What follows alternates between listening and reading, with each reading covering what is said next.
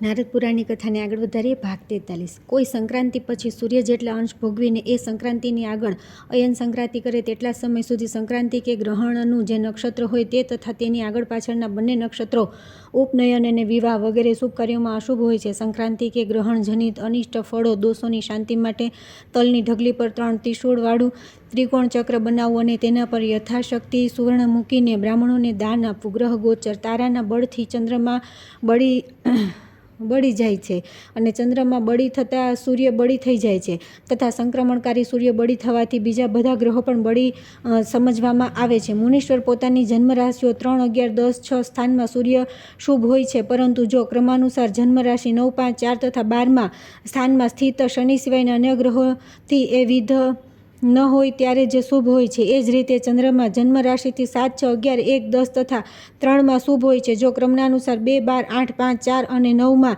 સ્થિત બુધ સિવાયના ગ્રહોથી એ વિધ ન હોય તો મંગળ જન્મ રાશિથી 3, 11, 6માં શુભ છે, પરંતુ જો ક્રમાનુસાર 12, 5 તથા 9માં સ્થાનમાં સ્થિત અન્ય ગ્રહોથી વિધ ન હોય પણ શનિ પણ પોતાની જન્મ રાશિથી આ જ 3, 11, 6 સ્થાનોમાં શુભ છે. જો આ ક્રમાનુસાર 12, 5, 9 સ્થાનોમાં સ્થિત સૂર્ય સિવાયના અન્ય ગ્રહોથી વિધ ન હોય તો બુધ પોતાની જન્મ રાશિથી 2, 4, 6, 8, 10 અને 11 સ્થાનોમાં શુભ છે. જો એ ક્રમાનુસાર 5, 3, 9, 1, 8 અને 12 સ્થાનોમાં સ્થિત ચંદ્રમા સિવાયના અન્ય કોઈ ગ્રહથી વિધ ન હોય. મુનીશ્વર ગુરુ જન્મ રાશિથી 2, 11, 9, 5 અને 7 સ્થાનોમાં શુભ હોય છે. જો ક્રમાનુસાર 12, 8, 10, 4 અને 3 સ્થાનોમાં સ્થિત અન્ય કોઈ ગ્રહથી એ વિધ ન હોય. એ જ રીતે શુક્ર પણ જન્મ રાશિથી 1, 2, 3, 4, 5, 8, 9, 12 તથા 11 સ્થાનોમાં શુભ હોય છે. જો ક્રમાનુસાર 8, 7, 1, 10, 9, 5, 11, 6, 3 સ્થાનોમાં સ્થિત અન્ય ગ્રહોથી એ વિધ ન હોય. જો ગ્રહ ગોચરમાં વેદયુક્ત થઈ જાય છે એ શુભ કે અશુભ ફળ આપતો નથી, માટે વેદનો વિચાર કરીને જ શુભ કે અશુભ ફળ સમજવું જોઈએ. વામ વેદ થવાથી વેદ સ્થાનમાં ગ્રહ અને શુભ સ્થાનમાં અન્ય ગ્રહ હોવાથી દુષ્ટ અશુભ ગ્રહ પણ શુભકારક થઈ જાય છે.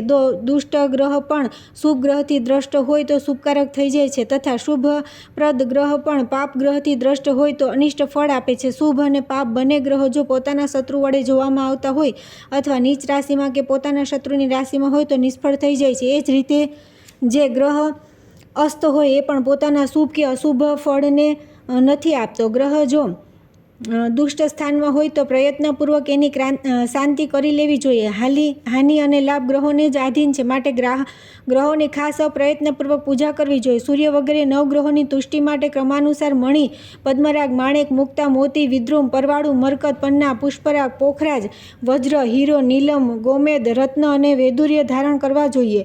ચંદ્ર શુદ્ધિમાં વિશેષતા. શુક્લ પક્ષના પ્રથમ દિવસ પ્રતિપદામાં જે વ્યક્તિના ચંદ્રમાં શુભ હોય છે તેના માટે શુક્લ પક્ષ અને કૃષ્ણ પક્ષ બંને શુભ હોય છે. અન્યથા જો શુક્લ પક્ષ પ્રતિપદામાં ચંદ્રમાં અશુભ હોય તો બંને પક્ષ અશુભ જ હોય છે. પહેલા જન્મ રાશિથી 2, 9, 5મા સ્થાનમાં જે અશુભ કહેવામાં આવ્યો છે એ માત્ર કૃષ્ણ પક્ષમાં જ થાય છે. શુક્લ પક્ષમાં 2, 9 તથા 5મા સ્થાનમાં સ્થિત ચંદ્રમાં પણ શુભપ્રદ જ હોય છે. જો એ 6, 8, 12મા સ્થાનમાં સ્થિત અન્ય ગ્રહોથી વિધ ન હોય. તારા વિચાર. પોતપોતાના જન્મ નક્ષત્રથી 9 નક્ષત્રો સુધી ગણીએ તો ક્રમાનુસાર 1 જન્મ, 2 સંપત, 3 વિપત, 4 ક્ષેમ, 5 પ્રત્યરી, 6 સાધક, 7 વધ, 8 મિત્ર તથા 9 પરમ મિત્ર. આ રીતે 9 તારાઓ હોય છે. પછી એ જ રીતે આગળ ગણતા 10 થી 18 સુધી, 19 થી 27 સુધી ક્રમાનુસાર તે 9 તારાઓ થશે. એમાં 1, 3, 5 અને 7મી તારા પોતાના નામ અનુસાર અનિષ્ટ ફળ આપનારી હોય છે. આ ચારેય તારાઓમાં એમના દોષની શાંતિ માટે બ્રાહ્મણોને ક્રમાનુસાર શાક, ગોળ, મીઠું અને તલ સહિત સુવર્ણનું દાન આપવું જોઈએ. કૃષ્ણ પક્ષમાં તારા બળવતી હોય છે અને શુક્લ પક્ષમાં ચંદ્રમા બળવાન હોય છે.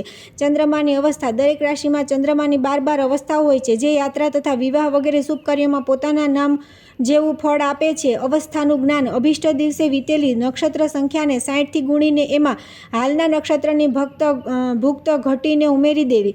યોગફળને 4 થી ગુણીને ગુણનફળને 45 વડે ભાગી દેવું. પછી જે લબ્ધિ આવે એને ફરી 12મા વડે ભાગતા 1 વગેરે. શેષ અનુસાર મેષ આદિ રાશિઓમાં ક્રમાનુસાર પ્રવાસ, નષ્ટ, મૃત, જય, હાસ્ય, રતિ, મુદા, સુપ્તિ, ભુક્તિ, જવર, કંપ અને સુસ્થિતિ આ 12 વીતેલી અવસ્થાઓ સૂચિત થાય છે. આ અવસ્થાઓ પોતપોતાના નામ પ્રમાણેનું ફળ આપનારી હોય છે. મેષ આદિ લગ્નમાં કરવા જેવા કાર્ય, પટ્ટ, બંધન, રાજ સિંહાસન, રાજમુગુટ વગેરે ધારણ કરવા, યાત્રા, ઉગ્ર કર્મ, સંધિ, વિગ્રહ, આભૂષણ ધારણ કરવા, ધાતુ કે ખાણ સાથે સંબંધી કાર્ય અને યુદ્ધ કર્મ આ બધા મેષ લગ્નમાં આરંભ કરવાથી સિદ્ધ થાય થાય છે. વૃષ લગ્નમાં વિવાહ વગેરે, મંગળ કાર્ય, ગૃહારંભ વગેરે, સ્થિર કર્મ, જળાશય, ગૃહ પ્રવેશ, કૃષિ, વાણિજ્ય તથા પશુપાલન વગેરે કાર્યો સિદ્ધ થાય છે. મિથુન લગ્નમાં કળા, વિજ્ઞાન, શિલ્પ, આભૂષણ, યુદ્ધ, શ્રવણ, કીર્તિ, સાધનારું કર્મ, રાજ્ય કાર્ય, વિવાહ, રાજ્યાભિષેક વગેરે કાર્યો કરવા જોઈએ. કર્ક લગ્નમાં વાપી, કૂવો, તળાવ, જળ રોકવા માટેનો બંધ, જળ કાઢવા માટેનું નાળું આ બધું બનાવવું, પૌષ્ટિક કર્મ, ચિત્રકામ તથા લેખન વગેરે કાર્યો કરવા જોઈએ. સિંહ લગ્નમાં શેરડી તથા ધાન્ય સંબંધિત બધા કાર્યો, વાણિજ્ય, ક્રય વિક્રય, હાટ, કૃષિ કર્મ તથા સેવા વગેરે કર્મ, સ્થિર કાર્ય, સાહસ, યુદ્ધ તથા આભૂષણ બનાવવા વગેરે કાર્યો સંપન્ન થાય છે. કન્યા લગ્નમાં વિદ્યારંભ, શિલ્પકર્મ, ઔષધિનું નિર્માણ અને એનું સેવન, આભૂષણનું નિર્માણ અને એનું ધારણ, સમસ્ત ચર અને સ્થિર કાર્ય, પૌષ્ટિક કર્મ તથા વિવાહ વગેરે સઘળા શુભ કાર્યો કરવા જોઈએ. તુલા લગ્નમાં કૃષિ કર્મ, વેપાર, યાત્રા, પશુપાલન, વિવાહ, ઉપનયન આદિ સંસ્કાર તથા તોલ સંબંધી જેટલા કાર્યો છે તે બધા સિદ્ધ થાય છે. વૃશ્ચિક લગ્નમાં ગૃહારંભ વગેરે સઘળા સ્થિર કાર્ય, રાજસેવા, રાજ્યાભિષેક, ગોપનીય અને સ્થિર કર્મોનો આરંભ કરવો જોઈએ. ધનુ લગ્નમાં ઉપનયન, વિવાહ, યાત્રા, અશ્વકૃત્ય, ગજકૃત્ય, શિલ્પકળા તથા ચર, સ્થિર અને મિશ્રિત કાર્યોને કરવા જોઈએ. મકર લગ્નમાં ધનુષ બનાવવું, એમાં પ્રત્યંચા બાંધવી, બાણ છોડવું, અસ્ત્ર બનાવવું અને ચલાવવું, કૃષિ, ગોપાલન, અશ્વકૃત્ય, જગતકૃત્ય તથા પશુઓનો ક્રય વિક્રય અને દાસ વગેરેની નિમણૂક આ બધા કાર્યો કરવા જોઈએ. કુંભ લગ્નમાં કૃષિ, વાણિજ્ય, પશુપાલન, જળાશય, શિલ્પકર્મ, કળા વગેરે, જળપાત્ર, કળશ આદિ તથા અસ્ત્ર શસ્ત્રનું નિર્માણ વગેરે કાર્યો કરવા જોઈએ. મીન લગ્નમાં ઉપનયન, વિવાહ, રાજ્યાભિષેક, જળાશયની પ્રતિષ્ઠા, ગૃહ પ્રવેશ, ભૂષણ, જલપાત્રનું નિર્માણ તથા અશ્વ સંબંધિત કાર્યો શુભ હોય છે. આ રીતે મેષ આદિ લગ્નોમાં શુભ સ્વામીથી યુક્ત કે દ્રષ્ટ રહેવાથી શુભ કાર્યો સિદ્ધ થાય છે. પાપગ્રહથી યુક્ત કે દ્રષ્ટ લગ્ન હોય તો તેમાં માત્ર ક્રૂર કર્મ જ સિદ્ધ થાય છે, શુભ કર્મો નહીં. વૃષ, મિથુન, કર્ક, કન્યા, મીન, તુલા અને ધનુ આ બધા શુભ ગ્રહની રાશિ હોવાના કારણે શુભ છે તથા અન્ય મેષ, સિંહ, વૃશ્ચિક, મકર અને કુંભ આ બધી પાપ રાશિઓ છે. લગ્ન પર જેવા શુભ કે અશુભ ગ્રહોનો યોગ કે દ્રષ્ટિ હોય એ અનુસાર જ લગ્ન પોતાનું ફળ આપે છે. જો લગ્નમાં ગ્રહના યોગ કે દ્રષ્ટિનો અભાવ હોય તો લગ્ન પોતાના સ્વભાવને અનુકૂળ ફળ આપે છે. કોઈ લગ્નના આરંભમાં કાર્યનો આરંભ થતાં એનું પૂર્ણ ફળ મળે છે. લગ્નના મધ્યમાં મધ્યમ અને અંતમાં અલ્પ ફળ મળે છે. આ વાત બધા લગ્નો વિશે સમજવી જોઈએ. કાર્યકર્તા માટે સર્વત્ર પહેલાં લગ્ન બળ, ત્યાર પછી ચંદ્રબળ જોવું જોઈએ. ચંદ્રમાં જો બળવાન ન હોય અને સપ્તમ ભાવમાં સ્થિત હોય તો બધા ગ્રહો બળવાન સમજવામાં આવે છે. ચંદ્રમાનું બળ આધાર અને અન્ય ગ્રહોના બળ આધેય છે. આધારના બળ પર જ આધેય સ્થિર છે. જો ચંદ્રમાં શુભદાયક હોય તો બધા ગ્રહો શુભ ફળ આપનારા હોય છે. જો ચંદ્રમાં અશુભ હોય તો બીજા બધા ગ્રહો પણ અશુભ ફળ આપનારા થઈ જાય છે. પરંતુ ધન સ્થાનના સ્વામીને છોડીને જ આ નિયમ લાગુ પડે છે. કેમ કે જો ધને શુભ હોય તો ચંદ્રમાં અશુભ હોવા છતાં પણ પોતાના શુભ ફળ જ આપે છે. લગ્નના જેટલા અંશ ઉદિત થઈ ગયા હોય, ક્ષિતિજ ઉપર આવી ગયા હોય, એમાં જે ગ્રહ રહેલા હોય એ લગ્નના ફળને આપે છે. આનાથી એમ પણ સિદ્ધ થાય છે કે લગ્નના જેટલા ભાવાંશ હોય એની અંદર રહેનારો ગ્રહ લગ્ન ભાવનું ફળ આપે છે તથા એના કરતાં આગળ પાછળ હોય તો લગ્ન રાશિમાં રહેલા હોવા છતાં પણ આગળ પાછળના ભાવનું ફળ આપે છે. લગ્નના કહેલા અંશથી જે ગ્રહ આગળ વધી જાય છે એ દ્વિતીય ભાવનું ફળ આપે છે. આ રીતે બધા ભાવોમાં ગ્રહોની સ્થિતિ અને ફળની કલ્પના કરવી જોઈએ. બધા ગુણો ધરાવતું લગ્ન થોડા દિવસોમાં નથી મળી શકતું. માટે સ્વલ્પ દોષ અને અધિક ગુણો ધરાવતા લગ્નને જ બધા કાર્યોમાં સદા ગ્રહણ કરવું જોઈએ. કેમ કે વધુ દોષો ધરાવતા કાળને બ્રહ્માજી પણ શુદ્ધ કરી શકતા નથી. માટે થોડા દોષ ધરાવતો હોવા છતાં પણ ગુણ ધરાવતો લગ્નકાળ હિતકર હોય છે. સ્ત્રીઓનું પ્રથમ રજોદર્શન, અમાવસ્યા, રીક્તા, 4, 9, 14, 8, 6, 12 અને પ્રતિપદા આ તિથિઓમાં પરિધયોગના પૂર્વાર્ધમાં વ્યતિપાત અને વેધૃતિમાં સંધ્યાવેળ, સૂર્ય અને ચંદ્રના ગ્રહણકાળમાં તથા વિષ્ટા ભદ્રામાન સ્ત્રીનો પ્રથમ માસિક ધર્મ અશુભ હોય છે. રવિવાર આદિ વારોમાં પ્રથમ રજોદર્શન થાય તો આ સ્ત્રી ક્રમાનુસાર યોગયુક્ત, પતિની પ્રિયા, દુઃખયુક્ત, પુત્રવતી, ભોગવતી, પતિવ્રતા તથા ક્લેશયુક્ત હોય છે. ભરણી, કૃતિકા, આર્દા, પૂર્વ ફાલ્ગુની, આશ્લેષા, વિશાખા, જ્યેષ્ઠા, પૂર્વસઢા અને પૂર્વ ભાદ્રપદ આ નક્ષત્રો તથા ચૈત્ર, કાર્તિક, અષાઢ અને પોષ આ મહિનાના પ્રથમ માસિક ધર્મમાં અનિષ્ટકારક કહેવામાં આવ્યા છે. ભદ્રા સૂર્યની સંક્રાંતિ, નિંદ્રા અવસ્થા, રાત્રિકાળ, સૂર્યગ્રહણ તથા ચંદ્રગ્રહણ આ બધા પ્રથમ માસિક ધર્મમાં શુભ નથી. અશુભ યોગ, નિંદ્ય નક્ષત્ર તથા નિંદિત દિવસે પ્રથમ માસિક ધર્મ થાય તો એ સ્ત્રી કુલટા સ્વભાવની થાય છે. તેથી આ બધા દોષોની શાંતિ માટે વિઘ્ન પુરુષે તલ, ઘી અને ધરોથી ગાયત્રી મંત્ર દ્વારા 108 વાર આહુતિ આપવી તથા સુવર્ણ ગાય અને તલનું દાન કરવું. ગર્ભધાન સંસ્કાર. માસિક ધર્મના આરંભની 4 રાત્રિઓમાં ગર્ભધાનમાં ત્યાજ્ય છે. સમ રાત્રિઓ જ્યારે ચંદ્રમાં વિષમ રાશિ અને વિષમ નવમાસ હોય, લગ્ન પર પુરુષ ગ્રહ રવિ, મંગળ તથા બૃહસ્પતિની દ્રષ્ટિ હોય તો પુત્રાર્થી પુરુષે સમ 2, 4, 6, 8, 10, 12 તિથિઓમાં રેવતી, મૂળ, આશ્લેષા અને મઘા આ 4 નક્ષત્રો સિવાયના નક્ષત્રોમાં ઉપવીતિ અને અનગ્ન સવસ્ત્ર થઈને સ્ત્રીનો સંગ કરવો. પુષ્વન અને સીમંતોનયન પહેલો ગર્ભ સ્થિર થાય ત્યારે તૃતીય કે દ્વિતીય માસમાં પુષ્વન કર્મ કરવું.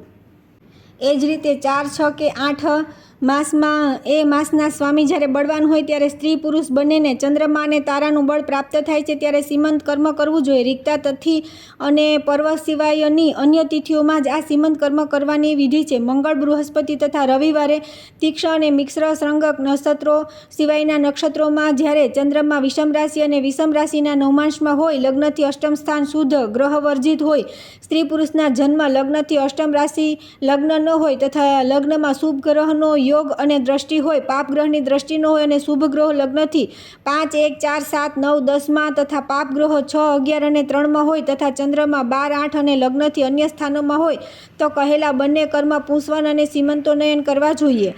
જો એક પણ બળવાન પાપ ગ્રહ લગ્નથી 12, 5 અને 8માં ભાવમાં હોય તો એ સીમંતીની સ્ત્રી અથવા તેના ગર્ભનો નાશ કરી નાખે છે. જાતકર્મ અને નામકર્મ. જન્મના સમયે જાતકર્મ કરી લેવું જોઈએ. કોઈ પ્રતિબંધકને લીધે તે સમયે ન કરી શકાય તો સૂતક વીતી ગયા પછી પણ કહેલા લગ્નમાં પિતરોનું પૂજન, નાંદી મુખ કર્મ કરીને બાળકના જાતકર્મ સંસ્કાર અવશ્ય કરવા જોઈએ તથા સૂતક વીતી જતાં પોતપોતાના કુળની રીત અનુસાર બાળકના નામકરણ સંસ્કાર પણ કરવા જોઈએ. સારી પેઠે સમજી વિચારીને દેવતા આદિનું વાચક, મંગળદાયક તથા ઉત્તમ નામ રાખવું જોઈએ. એ જો દેશ કાલાદિથી ઉપજેલા કોઈ પ્રતિબંધનથી અનુકૂળ સમયે કર્મ ન થઈ શકે તો પછી જ્યારે ગુરુ અને શુક્રનો ઉદય થાય ત્યારે ઉત્તરાયણમાં ચર, સ્થિર, મૃદુ અને શિપ્ર સંજ્ઞક નક્ષત્રોમાં શુભ ગ્રહના સોમ, બુધ, ગુરુ અને શુક્રવારે પિતા અને બાળકના ચંદ્રબળ અને તારાબળ પ્રાપ્ત થતાં શુભ લગ્ન અને શુભ લવમાસમાં લગ્નથી અષ્ટમ ભાવમાં કોઈ ગ્રહ ન હોય ત્યારે બાળકના જાતકર્મ અને નામકર્મ સંસ્કાર કરવા જોઈએ.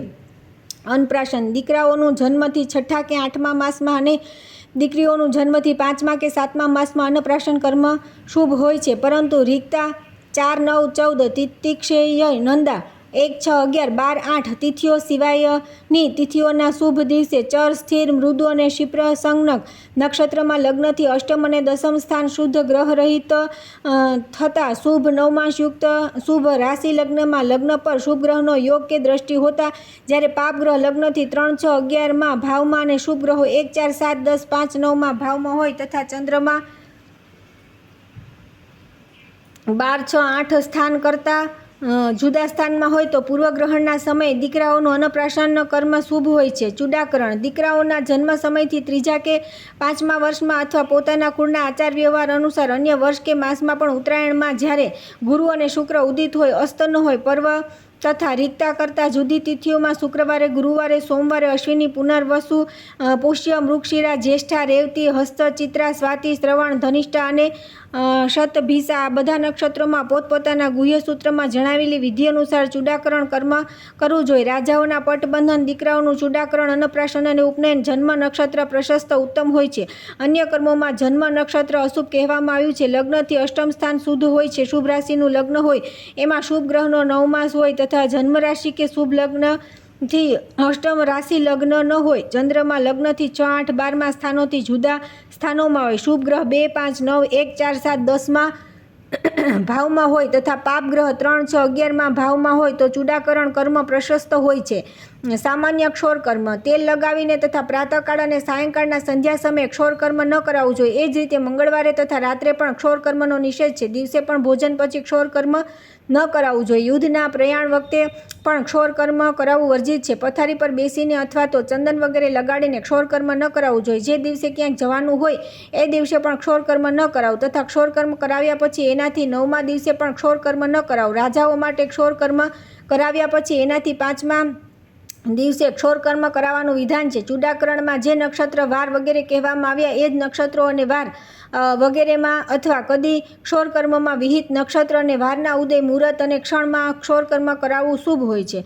ક્ષોરકર્મમાં વિશિષ્ટ વાત: રાજા અથવા બ્રાહ્મણોની આજ્ઞાથી યજ્ઞમાં, માતા પિતાના મરણમાં, જેલમાંથી છૂટતી વખતે તથા વિવાહના અવસરે નિશ્ચિત નક્ષત્ર, વાર તથા તિથિ વગેરેમાં પણ ક્ષોરકર્મ કરાવવું સુપ્રદ કહેવામાં આવ્યું છે. સઘળા મંગળ કાર્યોમાં મંગળાર્થ ઈષ્ટદેવતા સમીપ ક્ષુરને અર્પણ કરવા જોઈએ. ઉપનયન: જે દિવસે ઉપનયનનું મુહૂર્ત સ્થિર હોય એનાથી પહેલાંના 9મા, 7મા, 5મા કે 3જા દિવસે ઉપનયન માટે વિહિત નક્ષત્ર કે એ નક્ષત્રના મુહૂર્તમાં શુભ વાર અને શુભ લગ્નમાં પોતાના ઘરોને ચંદર્વ, પતાકા અને તોરણ વગેરેથી સારી પેઠે સમજાવી બ્રાહ્મણો દ્વારા આશીર્વચન, પુણ્યાવાચન વગેરે પુણ્ય કાર્યો કરાવીને સૌભાગ્યવતી સ્ત્રીઓ સાથે માંગલિક વાજા વગાડતા અને મંગળગાન કરતા કરાવતા ઘરેથી પૂર્વોત્તર દિશા ઈશાન કોણમાં જઈને પવિત્ર સ્થાનેથી સ્વચ્છ માટી ખોદીને લઈ લેવી અને ફરીથી એ જ રીતે ગીત વાદ્ય સાથે ઘરે પાછા વળવું. ત્યાં માટી કે વાંસના વાસણમાં એ માટીને મૂકીને એમાં અનેક વસ્તુઓથી ભરેલું અને જાત જાતના પુષ્પોથી સુશોભિત પવિત્ર જળ નાખવું. એ જ રીતે બીજા પણ પોતાના કુળને અનુરૂપ આચરણનું પાલન કરવું.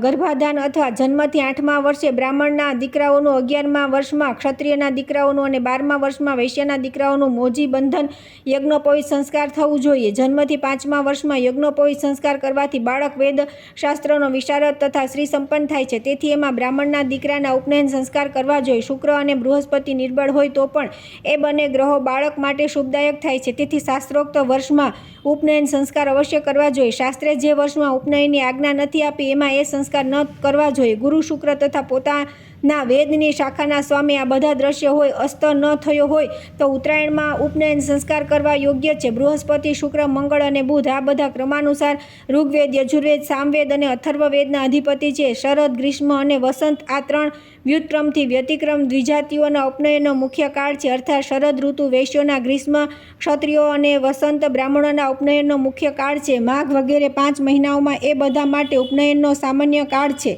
માઘ માસમાં જેનું ઉપનયન થાય એ પોતાના કુળોચિત આચાર તથા ધર્મનો જ્ઞાતા થાય છે. ફાગણમાં યજ્ઞોપવિત ધારણ કરનારા પુરુષ વિધિનો જાણકાર તથા ધનવાન થાય છે. ચૈત્રમાં ઉપનયન થાય તો એ બ્રહ્મચારી વેદ વેદાંગોનો પારગામી વિદ્વાન થાય છે.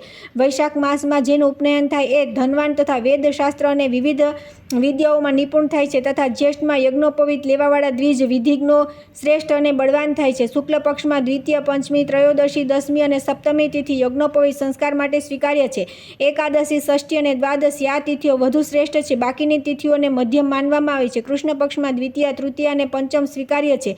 બાકીની તિથિઓ સાવ નિંદનીય છે. હસ્તા, ચિત્રા, સ્વાતિ, રેવતી, પુષ્ય, આર્દ્રા, પુનર્વસુ ત્રણેય, ઉત્તરા, શ્રવણ, ધનિષ્ઠા, સદભિષા, અશ્વિની, અનુરાધા તથા રોહિણી નક્ષત્રો ઉપનયન સંસ્કાર માટે ઉત્તમ છે. જન્મ નક્ષત્રથી 10મું કર્મ સંજ્ઞક નક્ષત્ર છે. 16મું સંઘાત નક્ષત્ર છે. 18મું સમુદાય નક્ષત્ર છે. 23મું વિનાશકારક છે અને 25મું માનસ છે. આ નક્ષત્રોમાં શુભ કર્મનો આરંભ ન કરવો જોઈએ. ગુરુ, બુધ અને શુક્ર આ 3 વાર ઉપનયનમાં પ્રશસ્ત છે. સોમવાર અને રવિવારે મધ્યમ માનવામાં આવ્યા છે. બાકીના 2 વાર મંગળ અને શનિ નિંદિત છે. દિવસના 3 ભાગ કરી એના આદિ ભાવમાં દેવ સંબંધિત કર્મ, યજ્ઞ, પૂજન વગેરે કરવા જોઈએ. દ્વિતીય ભાગમાં મનુષ્ય સંબંધિત કાર્ય, અતિથિ સત્કાર વગેરે કરવાનું વિધાન છે અને તૃતીય ભાગમાં પૈતૃક કર્મ, શ્રાદ્ધ, તર્પણ વગેરેનું અનુષ્ઠાન કરવું જોઈએ. શુક્ર, શક અને પોતાની વૈદિક શાખાના અધિપતિનો પોતાની નીચ રાશિમાં કે એના કોઈ અંશમાં હોય અથવા પોતાના શત્રુની રાશિમાં કે એના કોઈ અંશમાં સ્થિત હોય તો તે સમયે યજ્ઞોપવિત લેનાર દ્વિજ, કળા અને શીલ વિનાનો થાય છે. એ જ રીતે પોતાની શાખાના અધિપતિ ગુરુ અને શુક્ર જો પોતાના અધિશત્રુના ઘરે કે એના કોઈ અંશમાં સ્થિત હોય તો બ્રહ્મચર્ય યજ્ઞોપવિત ગ્રહણ કરનાર દ્વિજ મહાપાતકી થાય છે. ગુરુ, શુક્ર અને પોતાની શાખાઓના અધિપતિ ગ્રહો જો પોતાની ઉચ્ચ રાશિ કે એના કોઈ અંશમાં હોય તો પોતાની રાશિ કે એના કોઈ અંશમાં હોય અથવા કેન્દ્ર 1, 4, 7, 10 કે ત્રિકોણ 5, 9માં સ્થિત હોય તો તે સમયે યજ્ઞોપવિત લેનાર બ્રહ્મચારી અત્યંત ધનવાન તથા વેદ વેદાંગોનો પારંગત વિદ્વાન થાય છે. જો ગુરુ, શુક્ર અથવા શાખાધિપતિ પરમોચ્ચ સ્થાનમાં હોય અને મૃત્યુ 8મું સ્થાન શુદ્ધ હોય તો તે સમયે બ્રહ્મચર્ય વ્રત ગ્રહણ કરનાર દ્વિજ વેદ શાસ્ત્રમાં નિષ્ણાત થાય છે. ગુરુ, શુક્ર અથવા શાખાધિપતિ જો પોતાના અધિમિત્ર ગૃહમાં કે એના ઉચ્ચ ગૃહમાં અથવા એના અંશમાં સ્થિત હોય તો યજ્ઞોપવિત લેનાર બ્રહ્મચારી વિદ્યા તથા ધનથી સંપન્ન હોય છે. શાખાધિપતિનો દિવસ હોય, બાળકને શાખાધિપતિનું બળ પ્રાપ્ત થતું હોય તથા શાખાધિપતિનું જ લગ્ન હોય, આ 3 વાતો ઉપનયન સંસ્કારમાં દુર્લભ છે. એના ચતુર્થાંશમાં ચંદ્રમા હોય તો યજ્ઞોપવિત લેનાર બાળકમાં વિદ્યામાં નિપુણ થાય છે, પરંતુ જો એ પાપ ગ્રહના અંશમાં અથવા પોતાના અંશમાં હોય તે યજ્ઞોપવિતી દ્વિજ સદા દરિદ્રી અને દુઃખી રહે છે. જ્યારે શ્રવણ આદિ નક્ષત્રમાં રહેલ ચંદ્રમા કર્કના અંશ વિશેષમાં સ્થિત હોય તો બ્રહ્મચર્ય વ્રત ગ્રહણ કરનાર દ્વિજ વેદ શાસ્ત્ર તથા ધાન ધાન્ય સમૃદ્ધિથી સંપન્ન થાય છે. શુભ લગ્ન હોય, શુભ ગ્રહનો અંશ ચાલી રહ્યો હોય તથા મૃત્યુ સ્થાન શુદ્ધ હોય તથા લગ્ન સ્થાન અને મૃત્યુ સ્થાન શુભ ગ્રહોથી સંયુક્ત હોય અથવા એમના પર શુભ ગ્રહોની દ્રષ્ટિ હોય, અભિષ્ટ સ્થાનમાં સ્થિત બૃહસ્પતિ, સૂર્ય અને ચંદ્રમા વગેરે 5 બળવાન ગ્રહોથી લગ્ન સ્થાન સંયુક્ત કે દ્રષ્ટ હોય અથવા સ્થાન વગેરેના બળથી પૂર્ણ 4 શુભ ગ્રહથી યુક્ત ગ્રહો દ્વારા લગ્ન સ્થાન જોવાતું હોય અને 21 મહાદોષોથી રહિત હોય તો યજ્ઞોપવિત લેવાનું શુભ છે. શુભ ગ્રહોથી સંયુક્ત કે દ્રષ્ટ બધી રાશિઓ શુભ છે. એ શુભ રાશિઓ શુભ ગ્રહના નવમાંશ હોય તો વ્રત બંધ યજ્ઞોપવિતમાં ગ્રાહ્ય છે, પરંતુ કર્ક રાશિનો અંશ શુભ ગ્રહથી યુક્ત તથા દ્રષ્ટ હોય તો પણ કદીય ગ્રહણ કરવા યોગ્ય નથી. માટે વૃષ અને મિથુનના અંશ તથા તુલા અને કન્યાના અંશ શુભ છે. એ રીતે લગ્નગત નવાંશ હોય તો વ્રતબંધ ઉત્તમ જણાવવામાં આવ્યો છે. 3, 6 અને 11મા સ્થાનમાં પાપ ગ્રહ હોય, 6, 8 અને 12મું સ્થાન શુભ ગ્રહ વિનાનું હોય તથા ચંદ્રમા 6, 8માં લગ્ન અને 12મા સ્થાનમાં ન હોય તો ઉપનયન શુભ થાય છે. ચંદ્રમા પોતાના ઉચ્ચ સ્થાનમાં હોવા છતાં પણ જો વ્રતી પુરુષના વ્રતબંધના મુહૂર્ત સંબંધિત લગ્નમાં સ્થિત હોય તો તે બાળકને નિર્ધન અને ક્ષયનો રોગી બનાવી દે છે. જો સૂર્ય કેન્દ્ર સ્થાનમાં પ્રકાશિત હોય તો યજ્ઞોપવિત લેનાર બાળકોના પિતાનો નાશ થઈ જાય છે. પંચ દોષોથી રહિત લગ્ન ઉપનયનમાં શુભદાયક હોય છે. વસંત ઋતુ સિવાય અને કદી કૃષ્ણ પક્ષમાં ગલગ્રહમાં અન્નાધ્યાયના દિવસે ભદ્રામાં તથા ષષ્ઠીએ છઠ્ઠે બાળકનો ઉપનયન સંસ્કાર ન થવો જોઈએ. ત્રયોદશીથી લઈને 4 સપ્તમી થી લઈને 3 દિવસ અને ચતુર્થી આ 8 ગલગ્રહ અશુભ કહેવાય છે. ક્ષુરિકા બંધન કર્મ. હવે હું ક્ષત્રિયો માટે ક્ષુરિકા બંધન કર્મનું વર્ણન કરીશ, જે વિવાહની પહેલાં સંપન્ન થાય છે. વિવાહ માટે કહેલા મહિનાઓમાં શુક્લ પક્ષમાં જ્યારે બૃહસ્પતિ, શુક્ર અને મંગળ અસ્ત ન હોય, ચંદ્રમા અને તારાનું બળ પ્રાપ્ત થયું હોય એ વખતે મોજી બંધન માટે જણાવેલી તિથિઓના મંગળવાર સિવાયના બધા દિવસોએ આ કર્મ કરવામાં આવે છે. કર્તાનો લગ્નવત નવાંશ જો અષ્ટમના ઉદયથી રહિત ન હોય, અષ્ટમ શુદ્ધ હોય, ચંદ્રમા 6, 8માં અને 12મા સ્થાનમાં ન હોતા લગ્નમાં સ્થિત હોય, શુભ ગ્રહો 2, 5, 9માં લગ્ન 4, 7માં અને 10મા સ્થાનોમાં હોય, પાપ ગ્રહો 2, 3, 11માં અને 6 સ્થાનમાં હોય તો દેવતાઓ અને પિતરોની પૂજા કરીને ક્ષુરિકા બંધન કર્મ કરવું જોઈએ. સૌ પહેલાં દેવતાઓની પાસે ક્ષુરિકા કટાની સારી પેઠે પૂજા કરવી, ત્યાર પછી શુભ લક્ષણો ધરાવતી એક ક્ષુરિકાને ઉત્તમ લગ્ન પોતાની કેડમાં બાંધવી. ક્ષુરિકાની લંબાઈ અડધામાં મધ્ય ભાગમાં જે વિસ્તારમાન થાય તેનાથી ક્ષુરિકાના વિભાગ કરવા. તે છેદગંડ વિભાગ ક્રમાનુસાર ધ્વજ કહેવાય, આય કહેવાય. એમની 8 સંજ્ઞાઓ છે: ધ્વજ, ધ્રુમ, સિંહ, સ્વા, વૃષ, ગર્ધભ, ગજ અને ધ્વાષ્ટ. ધ્વજ નામના આયુમાં શત્રુનો નાશ થાય છે. ધૂમ આયામાં ઘાત, સિંહ નામના આયુમાં જય, શ્વા કૂતરો નામના આયુમાં રોગ, વૃષ આયુમાં ધનલાભ, ગર્ધભાઈમાં અત્યંત દુઃખની પ્રાપ્તિ, ગજ આયુમાં ઘણી પ્રસન્નતા અને દ્રાક્ષ નામના આયુમાં ધનનો નાશ થાય છે. ખડગ અને છરીના માપને પોતાની આંગળીથી ગણવું. માપની આંગળીઓમાં 11થી વધુ હોય તો 11 ઘટાડી દેવી. પછી બાકીની આંગળીઓના ક્રમાનુસાર ફળ આ પ્રમાણે છે: પુત્રલાભ, શત્રુવધ, સ્ત્રીલાભ, શુભગમન, અર્થહાનિ, અર્થવૃદ્ધિ, પ્રીતિ, સિદ્ધિ, જય અને સ્તુતિ. છરી અને તલવારમાં જો ધ્વજ અથવા વૃષ આય વિભાગના પૂર્વ ભાગમાં નષ્ટ ભંગ થાય તથા સિંહ અને ગજ આયના મધ્ય ભાગમાં તથા કુકુ અને કાક આયના અંતિમ ભાગમાં તથા ધ્રુમ અને ગર્ધબ આયના અંતિમ ભાગમાં નષ્ટ થઈ જાય તો શુભ નથી થતું. માટે એવી છરી કે તલવારનો પરિત્યાગ કરી દેવો જોઈએ. આ વાત અર્થાનુસાર સિદ્ધ થાય છે. સમાવર્તન. ઉત્તરાયણમાં જ્યારે ગુરુ અને શુક્ર બંને ઉદિત હોય, ચિત્રા, ઉત્તરા, ફાલ્ગુની, ઉત્તર સાઢા, ઉત્તર ભાદ્રપદા, પુનર્વસુ, પુષ્ય, રેવતી, શ્રવણ, અનુરાધા, રોહિણી આ બધા નક્ષત્રો હોય તથા રવિ, સોમ, બુધ, ગુરુ અને શુક્રવારમાંથી કોઈ વાર હોય તો આ રવિ વગેરે 5 ગ્રહોની રાશિ લગ્ન અને નવમાંશમાં પ્રતિપદા, પર્વ, રિક્તા, અમાવસ્યા તથા સપ્તમીથી 3 તિથિ આ બધી તિથિઓ સિવાયની તિથિઓમાં ગુરુકુળથી અધ્યયન સમાપ્ત કરીને ઘરે આવનાર જીતેન્દ્રિય દ્વિજકુમારના સમાવર્તન, સંસ્કાર, મુંડન, હવન આદિ કરવા જોઈએ. વિવાહ કથન. વિપ્રવર બધા આશ્રમોમાં ગૃહસ્થાશ્રમ શ્રેષ્ઠ છે. એમાં પણ જ્યારે સુશીલા ધર્મપત્ની પ્રાપ્ત થાય ત્યારે સુખ થાય છે. સ્ત્રીને સુશીલતાની પ્રાપ્તિ ત્યારે થાય જ્યારે વિવાહ વખતનું લગ્ન શુભ હોય. માટે હું સાક્ષાત બ્રહ્માજી દ્વારા કહેવાલી લગ્ન શુદ્ધિનો વિચાર કરીને કહું છું. સૌ પહેલાં કન્યાદાન કરનારે કોઈ શુભ દિવસે પોતાની અંજલિમાં પાનબીડું, ફળ, ફૂલ અને દ્રવ્ય વગેરે લઈ જ્યોતિષશાસ્ત્રના જ્ઞાતા સમસ્ત શુભ લક્ષણોથી સંપન્ન, પ્રસન્નચિત્ત તથા સુખ સુખપૂર્વક બેઠેલા વિદ્વાન બ્રાહ્મણ પાસે જઈ અને એમને દેવતા સમાન માની ભક્તિપૂર્વક પ્રણામ કરી પોતાની કન્યાના વિવાહના લગ્ન વિશે પૂછવું. જ્યોતિષીએ તે વખતે લગ્ન અને ગ્રહ સ્પષ્ટપણે જોવા. જો પ્રશ્ન લગ્નમાં પાપ ગ્રહ હોય કે લગ્નથી સપ્તમ ભાવમાં મંગળ હોય તો તેના માટે પ્રશ્ન કરવામાં આવ્યો હોય. એ કન્યા અને વરને 8 વર્ષની અંદર જ ઘાતક અરિષ્ટ પ્રાપ્ત થશે એમ સમજવું જોઈએ. જો લગ્નમાં ચંદ્રમા અને એનાથી સપ્તમ ભાવમાં મંગળ હોય તો 8 વર્ષની અંદર જ એ કન્યાના પતિને ઘાતક કષ્ટ પ્રાપ્ત થશે એમ સમજવું. જો લગ્નથી પંચમ ભાવમાં પાપગ્રહ હોય અને એ નીચ રાશિમાં પાપગ્રહ દ્વારા જોવાતો હોય તો એ કન્યા કુલટા સ્વભાવની અથવા મૃત વત્સા જેનું બાળક મરી જાય એવી થાય છે, એમાં સંશય નથી. જો પ્રશ્ન લગ્નથી 3, 5, 7, 11 અને 10મા ભાવમાં ચંદ્રમાં હોય તથા એના પર ગુરુની દ્રષ્ટિ હોય તો સમજવું જોઈએ કે કન્યાને સત્વરે પતિની પ્રાપ્તિ થશે. જો પ્રશ્ન લગ્નમાં તુલા, વૃષ કે કર્ક રાશિ હોય તથા એ શુક્ર અને ચંદ્રમાંથી યુક્ત હોય તો વિવાહ વિશે પ્રશ્ન કરવાથી વર માટે કન્યા પત્ની લાભ થાય છે. અથવા સમરાશિનું લગ્ન હોય એમાં સમરાશિનો દ્વેષ કારણ હોય અને સમરાશિનો 9 માસ તથા એના પર ચંદ્રમા અને શુક્રની દ્રષ્ટિ હોય તો વરને પત્નીની પ્રાપ્તિ થાય છે. એ જ રીતે જો પ્રશ્ન લગ્નમાં પુરુષ રાશિ અને પુરુષ રાશિનો 9 માસ હોય તથા એના પર પુરુષ ગ્રહ રવિ, મંગળ અને ગુરુની દ્રષ્ટિ હોય તો તેમના માટે પ્રશ્ન કરવામાં આવ્યો એ કન્યાઓને પતિની પ્રાપ્તિ થાય છે. જો પ્રશ્નના સમયે કૃષ્ણ પક્ષ હોય અને ચંદ્રમાં સમરાશિમાં હોય તથા એ લગ્નથી 6ઠા કે 8મા ભાવમાં પાપગ્રહથી જોવામાં આવતો હોય તો નજીકના ભવિષ્યમાં વિવાહ સંબંધ નથી થઈ શકતો. જો પ્રશ્નકાળમાં શુભ નિમિત્ત અને શુભ શુકન જોવા સાંભળવા આવે તો એ વર કન્યા માટે શુભ હોય છે તથા જો નિમિત્ત અને શુકન વગેરે અશુભ હોય તો અશુભ ફળ મળે છે.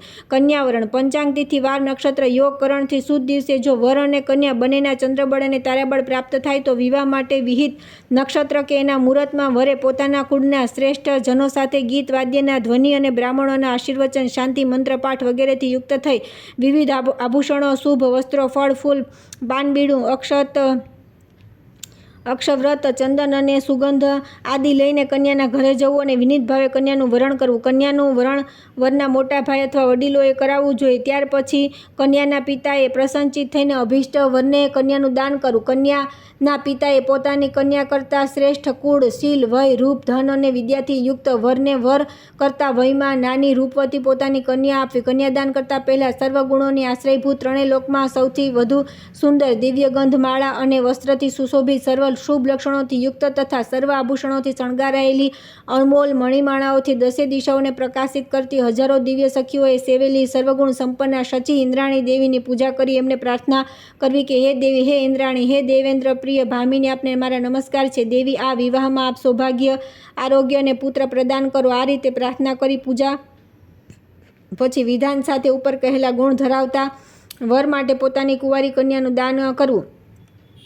કન્યા વરની વર્ષ શુદ્ધિ કન્યાના જન્મ સમયથી સમ વર્ષમાં અને વરના જન્મ સમયથી વિષમ વર્ષમાં થનારો વિવાહ એ બંનેના પ્રેમ અને પ્રસન્નતાને વધારનારો હોય છે. એના કરતાં વિપરીત રીતે કન્યાના વિષમ અને વરના સમ વર્ષમાં થતો વિવાહ વર કન્યા બંનેના માટે ઘાતક હોય છે. વિવાહ વિહિત મસા માઘ, ફાગણ, વૈશાખ અને જ્યેષ્ઠ આ 4 મહિનામાં વિવાહ શ્રેષ્ઠ છે. કારતક અને માગશર આ બંને મહિનાના મધ્યમ છે. અન્ય મહિના નિંદિત છે. સૂર્ય જ્યારે આદ્રા નક્ષત્રમાં પ્રવેશે ત્યારથી 10 નક્ષત્રો સુધી અર્થાત આદ્રાથી સ્વાતિ સુધીના નક્ષત્રોમાં જ્યાં સુધી સૂર્ય રહે ત્યાં સુધી વિવાહ દેવતાની પ્રતિષ્ઠાને ઉપનયન ન કરવા જોઈએ. બૃહસ્પતિ અને શુક્ર જ્યારે અસ્ત હોય, બાળક અથવા વૃદ્ધ હોય તથા માત્ર બૃહસ્પતિ સિંહ રાશિ કે એના 9 માસમાં હોય એ વખતે પણ ઉપર કહેલા શુભ કાર્ય ન કરવા જોઈએ. ગુરુ અને શુક્રનું બાળપણ અને વૃદ્ધપણું શુક્રનો જ્યારે પશ્ચિમ ઉદય થાય છે તો 10 દિવસ અને પૂર્વમાં ઉદય થાય તે 3 દિવસ સુધી એ બાળક રહે છે તથા જ્યારે પશ્ચિમમાં અસ્ત થવાનો હોય છે તો અસ્ત થયાના 5 દિવસ પહેલાં અને પૂર્વમાં અસ્ત થયાના 15 દિવસ પહેલાં વૃદ્ધ થઈ જાય છે. ગુરુ પોતાના ઉદય પછીના 15 દિવસ સુધી બાળક અને અસ્ત થયાના પહેલાં 15 દિવસ સુધી વૃદ્ધ રહે છે. જ્યાં સુધી ભગવાન ઋષિકેશ શયનાવસ્થામાં હોય ત્યાં સુધી તથા ભગવાન ઉત્સવ કે ઉત્થાન કે જન્મદિવસની વેળાએ પણ અન્ય મંગળ કાર્યો ન કરવા જોઈએ. પહેલા ગર્ભનો પુત્ર અને કન્યાના જન્મમાસ, જન્મ નક્ષત્ર અને જન્મતિથિ વારમાં પણ વિવાહ ન કરવા જોઈએ. આદ્ય ગર્ભની કન્યા અને આદ્ય ગર્ભના વરના પરસ્પર વિવાહ ન કરવા જોઈએ તથા વર કન્યામાં કોઈ એક જ્યેષ્ઠ આદ્ય ગર્ભનું હોય તો જ્યેષ્ઠ માસમાં વિવાહ શ્રેષ્ઠ છે. જો બંને જ્યેષ્ઠ હોય તો જ્યેષ્ઠ માસમાં વિવાહ અનિષ્ટકારક કહેવામાં આવ્યા છે. વિવાહમાં વર્જિત ભૂકંપ વગેરે ઉત્પાત તથા સર્વગ્રાસ, ખાગ્રાસ, સૂર્યગ્રહણ કે ચંદ્રગ્રહણ હોય તો એ પછીના 7 દિવસ સુધીનો સમય શુભ નથી. જો ખંડગ્રાસ ગ્રહણ હોય તો એ પછીના 3 દિવસ અશુભ હોય છે. 3 દિવસનો સ્પર્શ કરનારી વૃદ્ધિ તિથિ, ક્ષય તિથિ તથા ગ્રસ્તાસ્ત ગ્રહણ લાગેલો ચંદ્ર કે સૂર્યગ્રહણ છૂટ્યા પહેલાં અસ્ત થઈ જાય તો પહેલાંના 3 દિવસ સારા નથી માનવામાં આવતા. જો ગ્રહણ લાગેલા સૂર્ય કે ચંદ્રનો ઉદય થાય તો પછીના 3 દિવસ અશુભ હોય છે. સંધ્યા સમયે ગ્રહણ થાય તો પહેલાંના અને પછીના 3 દિવસ અનિષ્ટકારક છે તથા મધ્યરાત્રિમાં ગ્રહણ હોય તો 7 દિવસ 3 પહેલાંના અને 3 પછીના તથા એક ગ્રહણનો દિવસ અશુભ હોય છે. મહિનાનો છેલ્લો દિવસ રિક્તા અષ્ટમી, વ્યતિપાત અને વૈધૃતિ યોગ સંપૂર્ણ તથા પરિધ યોગનો પૂર્વાર્ધ આ બધા વિવાહમાં વર્જિત છે. વિહિત નક્ષત્ર રેવતી, રોહિણી, ત્રણેય ઉત્તરા, અનુરાધા, સ્વાતિ, મૃગશિરા, હસ્ત, મઘા અને મૂળ આ 11 નક્ષત્રો વેદરહિત હોય તો એમાં જ સ્ત્રીના વિવાહ શુભ કહેવામાં આવ્યા છે. વિવાહમાં વરને સૂર્યનું અને કન્યાને બૃહસ્પતિનું બળ અવશ્ય પ્રાપ્ત થવું જોઈએ. જો એ બંને અનિષ્ટકારક હોય તો પ્રયત્નપૂર્વક એમની પૂજા કરવી જોઈએ. ગોચર, વેદ અને અષ્ટક વર્ગ સંબંધી બાળ ઉત્તરોત્તર વધુ છે. તેથી ગોચર બળ સ્થૂળ સાધારણ માનવામાં આવે છે, અર્થાત ગ્રહોનું અષ્ટક વર્ગ બળ ગ્રહણ કરવું જોઈએ. પહેલાં તો વર કન્યાના ચંદ્રબળ અને તારાબળ જોવા જોઈએ, ત્યાર પછી પંચાંગ, તિથિ, વાર વગેરેના બળ જોવા. તિથિમાં 1, વારમાં 2, નક્ષત્રોમાં 3, યોગમાં 4 અને કરણમાં 5 ગણું બળ હોય છે. આ બધા કરતાં મુહૂર્ત બળવાન હોય છે. મુહૂર્ત કરતાં પણ લગ્ન, લગ્ન કરતાં પણ હોરા, રાધર્ષ, હોરા કરતાં દ્વેષકાંડ, દ્વેષકાંડ કરતાં નવમાસ, નવમાસ કરતાં પણ દ્વાદાંશ તથા એના કરતાં પણ ત્રિશાંશ બળવાન હોય છે. તેથી આ બધાના બળ જોવા જોઈએ. વિવાહમાં શુભ ગ્રહથી યુક્ત કે દ્રષ્ટ હોય તો બધી રાશિઓ પ્રશસ્ત છે. ચંદ્રમાં સૂર્ય, બુધ, બૃહસ્પતિ તથા શુક્ર વગેરે 5 ગ્રહો જે રાશિના ઇષ્ટ હોય એ લગ્ન સુપ્રદ હોય છે. જો 4 ગ્રહ બળવાન હોય તો પણ એમને સુપ્રદ સમજવા જોઈએ. મુનિ, જામિત્ર લગ્નથી સપ્તમ સ્થાન શુદ્ધ ગ્રહ વર્જિત હોય તથા લગ્ન 21 દોષોથી રહિત હોય તો તેને વિવાહમાં ગ્રહણ કરવું જોઈએ. હવે હું એ 21 દોષોના નામ, સ્વરૂપ અને ફળનું સંક્ષેપમાં વર્ણન કરું છું, સાંભળો. વિવાહના 21 દોષ. પંચાંગ શુદ્ધ ન હોવું એ પ્રથમ દોષ કહેવાય છે. ઉદયાસ્તની શુદ્ધિ ન હોવી, 2 દિવસે સૂર્યની સંક્રાંતિ હોવી, પાપગ્રહ ષડવર્ગમાં હોવા, લગ્નથી છઠ્ઠા ભાવમાં શુક્રની સ્થિતિ, અષ્ટમમાં મંગળ હોવો, ગડાંત હોવો, કર્તરી યોગ 12મા, 6ઠ્ઠા અને 8મા સ્થાનમાં ચંદ્રમા હોવો તથા ચંદ્રમાની સાથે કોઈ અન્ય ગ્રહ હોવો, વર કન્યાની જન્મ રાશિથી અષ્ટમ રાશિ લગ્ન હોય અથવા દૈનિક ચંદ્ર રાશિ હોય, વિષઘટી, દુમુહૂર્ત, વારદોષ, ખારજૂર નક્ષત્ર, ચૈત્રકરણ ગ્રહણ અને ઉત્પાતના નક્ષત્ર, પાપગ્રહથી વિદ્ધ નક્ષત્ર, પાપથી યુક્ત નક્ષત્ર, પાપગ્રહનો નવમાસ, મહાપાત અને વૈધૃતિ. વિવાહમાં આ 21 દોષ કહેવામાં આવ્યા છે. મુનિ, તિથિ, વાર, નક્ષત્ર, યોગ અને કરણ આ પાંચેયના મેળ પંચાંગ કહેવાય છે. એની શુદ્ધિ પંચાંગ શુદ્ધિ કહેવાય છે. જે દિવસે પંચાંગના દોષ હોય એ દિવસે વિવાહ લગ્ન બનાવવું નિરર્થક છે. આ પ્રકારનું લગ્ન જો 5 ઇષ્ટ ગ્રહોથી યુક્ત હોય તો પણ એને વિષ મળેલા દૂધની જેમ ત્યજી દેવું. લગ્ન કે એના નવમાસ પોતપોતાના સ્વામીથી યુક્ત કે દ્રષ્ટ ન હોય અથવા પરસ્પર લગ્નેશથી નવમાસ અને નવમાસ પતિથી લગ્નેશ યુક્ત કે દ્રષ્ટ ન હોય અથવા પોતાના સ્વામીના શુભ ગ્રહ મિત્રથી યુક્ત કે દ્રષ્ટ ન હોય તે વર માટે ઘાતક છે. એ જ રીતે લગ્નથી સપ્તમ અને એના નવમાસમાં પણ આ બંને જો પોતપોતાના સ્વામીથી અથવા પરસ્પર યુક્ત કે દ્રષ્ટ ન હોય અથવા પોતપોતાના સ્વામીના શુભ મિત્રથી યુક્ત કે દ્રષ્ટ ન હોય અને એ સ્થિતિમાં જો વિવાહ થાય તો એ કન્યા માટે ઘાતક છે. સૂર્યની સંક્રાંતિના સમયથી પહેલાંની અને પછીની 16 ઘટી વિવાહ વગેરે શુભ કાર્યોમાં ત્યાજ્ય છે. લગ્નનો ષડવર્ગ રાશિ, હોરા, દ્વેષકાળ, નવમાસ, દ્વાદંશ તથા ત્રિશાંશ શુભ હોય તો એ વિવાહ, દેવ પ્રતિષ્ઠા વગેરે કાર્યોમાં શ્રેષ્ઠ માનવામાં આવ્યો છે. લગ્નથી છઠ્ઠા સ્થાનમાં શુક્ર હોય તો એ ભૃગુ પૃષ્ઠ નામનો દોષ કહેવાય છે.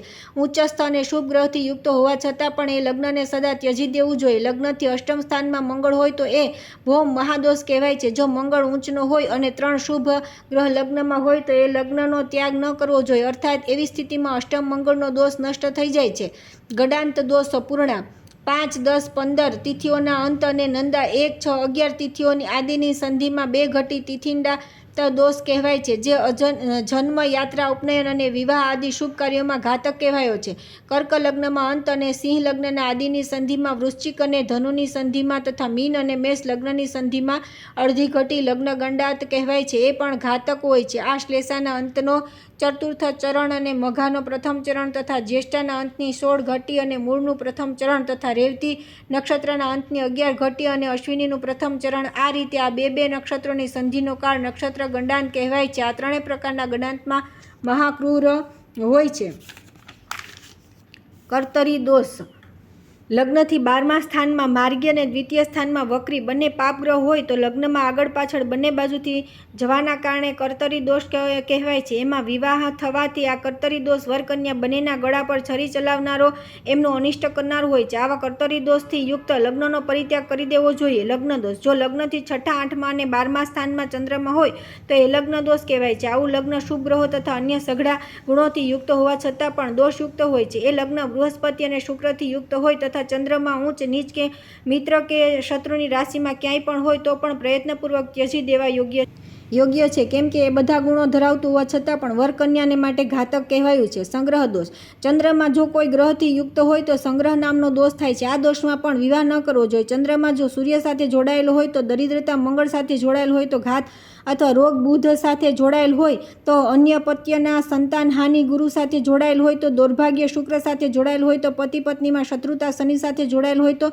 પ્રવજ્યા, ઘરનો ત્યાગ, રાહુ સાથે જોડાયેલ હોય તો સર્વસ્વ હાનિ અને કેતુ સાથે જોડાયેલો હોય તો કષ્ટ અને દરિદ્રતા થાય છે. પાપ ગ્રહની નિંદા અને શુભ ગ્રહની પ્રશંસા: મુનિ, આ રીતે સંગ્રહ દોષમાં ચંદ્રમાં જો પાપ ગ્રહ સાથે જોડાયેલ હોય તો વરકન્યા બંનેના માટે ઘાતક હોય છે. જો એ શુભ ગ્રહ સાથે જોડાયેલ હોય અને ઉચ્ચ કે મિત્રની રાશિમાં ચંદ્રમાં હોય, આવી સ્થિતિમાં લગ્ન દોષયુક્ત હોવા છતાં પણ વરકન્યા માટે કલ્યાણકારી હોય છે. પરંતુ ચંદ્રમાં સર્વોચ્ચ કે સ્વરાશિમાં અથવા મિત્રની રાશિમાં હોવા છતાં પણ જો પાપ ગ્રહથી યુક્ત હોય તો વરકન્યા બંનેના માટે ઘાતક હોય છે.